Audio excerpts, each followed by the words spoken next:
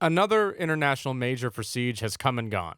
LANs for this game go a long way to promote the scene. The whole aspect of being able to congregate around Siege, to meet and talk with friends that love the game as much as you do, is a big sell.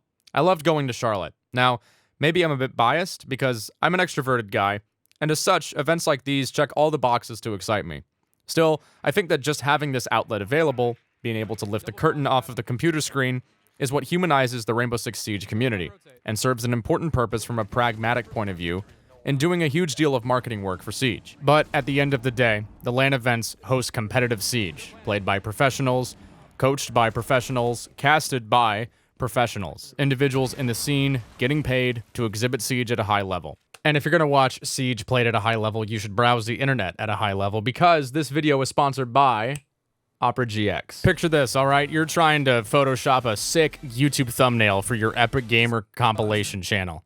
But because you have 4 gigabytes of RAM, listening to music is not the best thing to do when you're trying to make that thumbnail, which is why you need GX Control. This is basically a feature within the browser that allows you to limit the amount of resources from the hardware of your PC that the browser is using. It's super, super easy to do. You just go here and you can control the amount of bandwidth, you can control the RAM, you can control the CPU limit, and you can put hard caps on all 3 of those settings. As you can see, I have 16 gigs of RAM, which I just recently learned is not a lot, which I would have loved to know that sooner. But anyway, you know, I don't want my browser taking up too much of my RAM while I play League of Legends and I have music on in the background. Boom. Another cool feature of Opera GX is the GX player, which seamlessly integrates everything from whatever music account you have, like YouTube Music, Spotify, Tidal, whatever. You don't have to go to a separate tab like I have here to scroll through your music. Any Chrome enjoyers in chat? Well, hey, want to look at the network usage? Look, it's not even doing anything. Watch what happens when I play the music.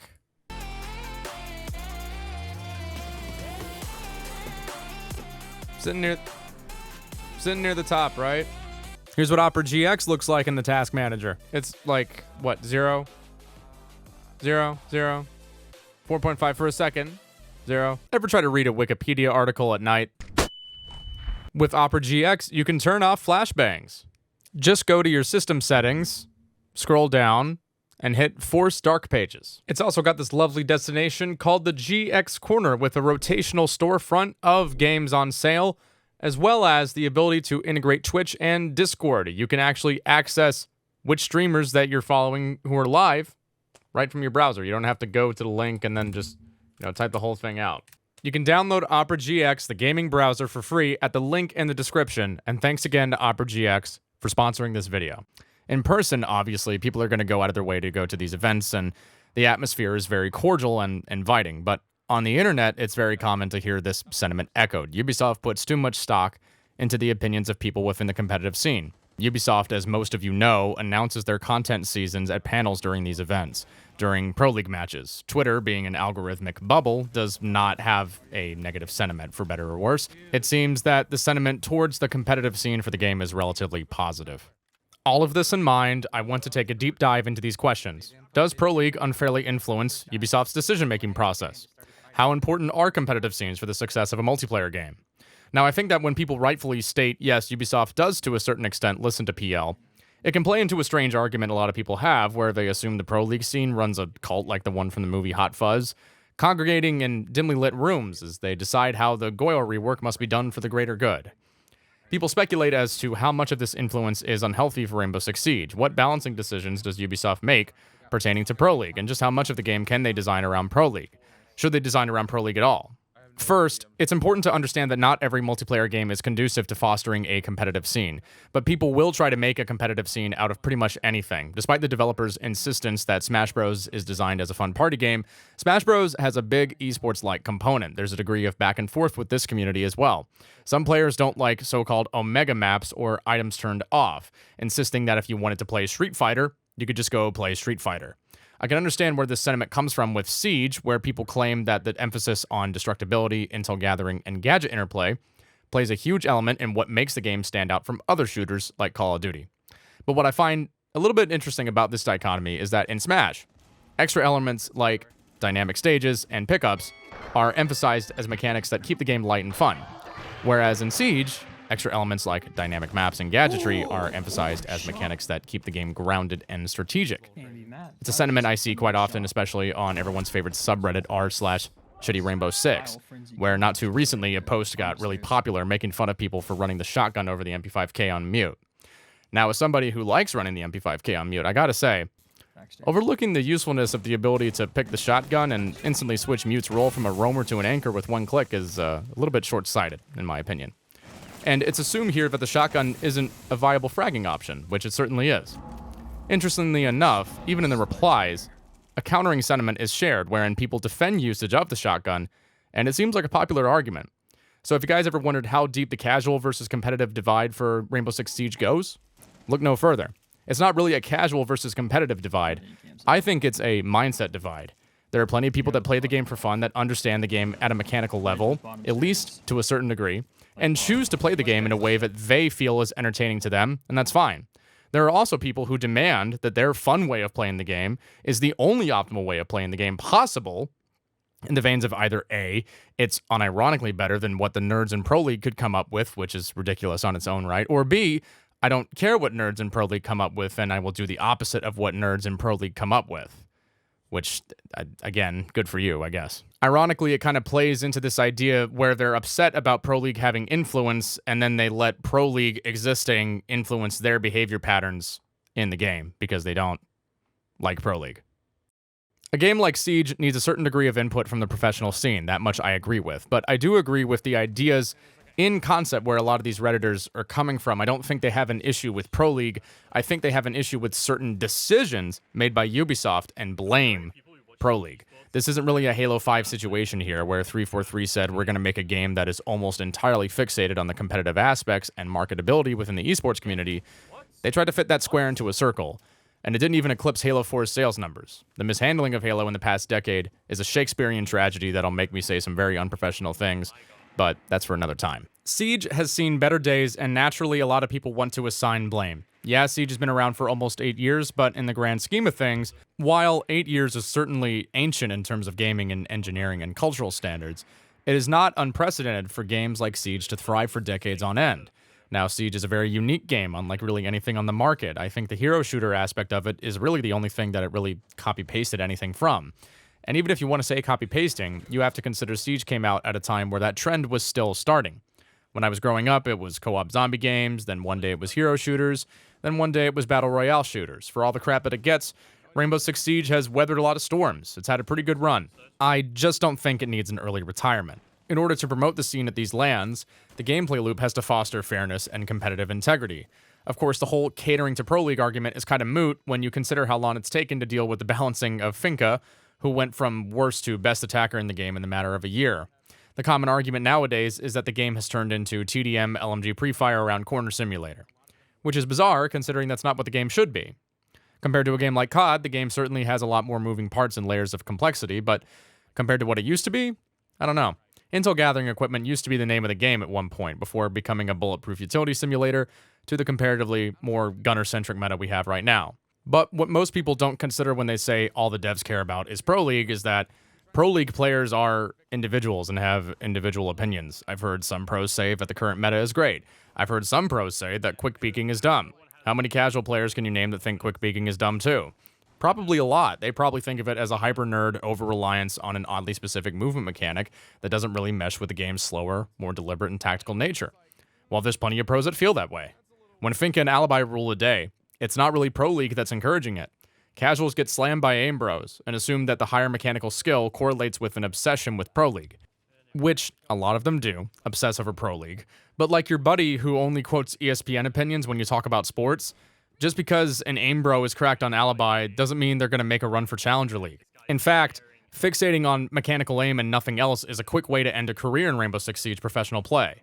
So what the hell is the difference between Captain Kyle, Ranked Ryan, and Sheesh Shane? Well, Captain Kyle probably gets Ranked Ryan mixed up with Sheesh Shane.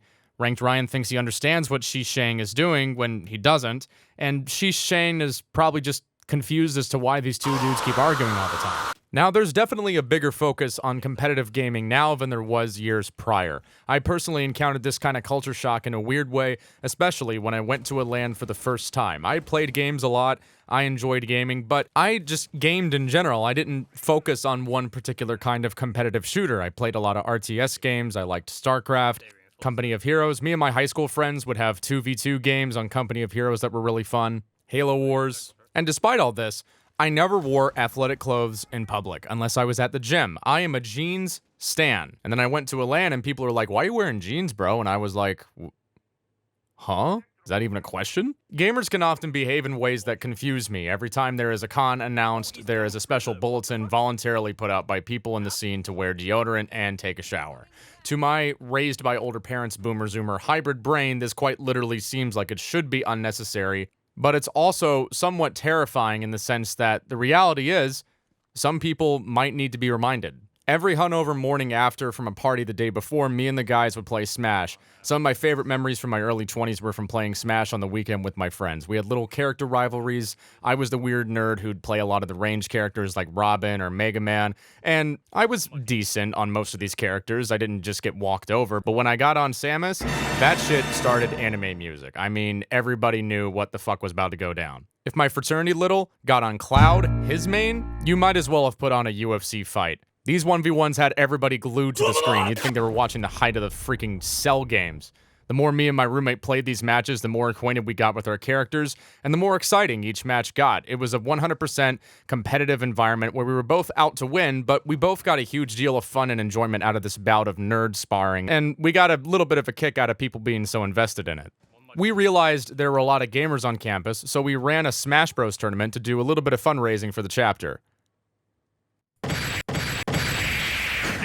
I got 3-stocked by a Discord moderator. When my roommates saw the Samus they feared and dreaded get systematically ass-whooped like Gohan and Broly's Second Coming, everyone just kind of looked at each other and confirmed what was on our minds. We were not gamers. We just thought we were. Esports has become a massive market, and anybody even remotely integrated into the tech bubble wants to be a part of it in some way. But the reality is, much like traditional sports, some people just aren't esports fans. And to contextualize this, I'm not saying esports isn't popular. I'm not saying sports aren't popular. The cultural landmark that sports have in the world is significant. So yes, while a lot of people, and I mean a lot of people watch the NFL, a lot of people watch Premier League, a lot of people watch Formula One, there are plenty of people I could walk by on the street who wouldn't know what the hell I'm talking about when I say I was a big fan of the Ferrari, Kimi, and Vettel duo. There'd be even less people who'd know what I was talking about when I said, I can't believe Super is retiring. Maybe that's not true. I think the internet gives people a good idea of the amount of people in a given space, but it's a double-edged sword. Word of mouth is often the most clear sign of success, and a passive marketing tool that requires no input on the part of the marketer. But it's not the 1960s anymore. Marketing is done with statistical analysis. There may be 1 million people in the world who are into underwater basket weaving. But decades ago, getting every underwater basket weaver to even be aware of the underwater basket weaving convention was very difficult. Marketing was done on a macro scale. Advertisers sold lifestyles, a Christmas tree on top of your car with your family. They sold things everybody could get behind, universally agreed upon things that everybody liked or sought after. Now, if there are 50,000 people looking up videos about underwater basket weaving, then we can sell them underwater basket weaving products, and we don't even have to do any of the groundwork. Math has taken a lot of the guesswork out of the equation. Now, you can pretty much sell virtually anything that you want. So much so that people can start storefronts selling expired milk in the mail. Don't get me wrong, algorithms have helped me find new music to listen to, so that's pretty cool. Algorithms help companies sell mice, headsets, keyboards, shit, even Hot Pockets are part of gaming culture now. Didn't see that one coming. Oh, I forgot, gamers can't cook. So I think Shane is feeling a little bit empowered right now, and it's a stark contrast to what gaming was like when I was really young, because it made you a giant nerd. Now other nerds call nerds nerds, which is kind of hilarious. But hey, man, it's not really as niche of a hobby as it used to be. It's pretty mainstream. Again, it's still a hobby. When I say mainstream hobby, it's still a hobby. Not everybody's going to be into it. But esports have definitely become a lot more normalized in the past decade, in my opinion. Now, for a game like Halo 3, which had a pretty healthy competitive scene, Halo 3 didn't just make stuff for Pro League. It had Forge, custom games, and casual matchmaking. Halo 3, in my opinion, stands out as one of the most well-run multiplayer shooter communities possibly ever, just because it was able to attract so many different communities of people to all play the same game and kind of share that space. You know, maybe not with each other, but at least in close proximity without arguing about shit all the time. Don't get me wrong, there were some arguments here and there in terms of balancing decisions, but nothing like Siege. I think Siege is just really unique in this dichotomy of, like, anytime Ubisoft makes a decision, everybody gets irritated about it because they think it's catering to one or the other side. But at the end of the day, Rainbow Six Siege isn't Halo. Rainbow Six Siege doesn't really offer any casual fare. Quick matches on meme maps that nobody wants to play, and ranked is full of cheaters and weirdos. And they're all elimination-based, 5v5, plant the bomb to win. You know? It's kind of hard to casually enjoy Siege. So yeah, I think if the game has a big competitive slant, then you should take stock of how competitive players are treating the game. Does that mean listen to everything that they say? No, of course not, because that's not your job. Your job as a developer isn't to copy-paste their opinions. Your job as a developer is to listen and then form your own conclusion based off of contextualizing it within your own playtests. Most sheesh shanes don't give a crap if the developers are diamond or not. What most people care about, I think, is that the game developers are just invested in the project and care about what they're doing. I don't care if the developer is a professional player or can hang with professional players in a ranked lobby. I just want them to be passionate about the project. I want them to actively play the game and maintain a top-down, big-picture idea of what's going on. What's more frustrating about the conversation, I think, more than anything else, is that a lot of casual Siege players seem to think that any kind of effort at all is like Pro League adjacent, and it's not. When I make holes in a ceiling above to watch the entrance below, I'm not sweating. That's just playing Siege. If you're playing Siege actively, and you're going to call somebody a nerd for taking advantage of site setups, destructibility, intel gathering, timings, playing off of your teammates, that doesn't make sense. I think you're not a very smart person. I think these people should be gatekept. I think you should go play a different game that's more appealing to your sensibilities. I'm serious. Like, that's the point where I'm at. I think Ubisoft should double down on that kind of marketing. I think that they should emphasize the team play aspect of Rainbow Six Siege in their marketing and promotional material. It would send a message that would say, if you don't want to be a team player, go away. And it's not Pro League obsessed stuff. It's like, make a rotate. Don't put your castle barricades up in a way that fucks over your teammates. I mean, some of these people that have a knee-jerk reaction to being told not to do these things, I know that they don't use their turn signal. I fucking know it. It's not the game. The game doesn't need to be designed in a way to accommodate these freaks. These people are trying to play a team-based game, and they don't want to be a team player. Siege is not for them. Oh, but Greg, you shouldn't alienate the customer. The customer's always right. Actually, sometimes the customer is an idiot. Sometimes the customer doesn't know what they want. Sometimes the customer comes in and they're a dick to the server. Guess what? They don't get good service. Life comes around. Ubisoft shouldn't be obsessed with Pro League's opinion when it comes to balancing the game. Ubisoft shouldn't be obsessed with the casual community's opinion. Game developers are in the business of developing games and trying to make a product that appeals to a wide variety of people. But ungrateful, whiny customers are not who you should base your opinions off of. What you should do is ignore them.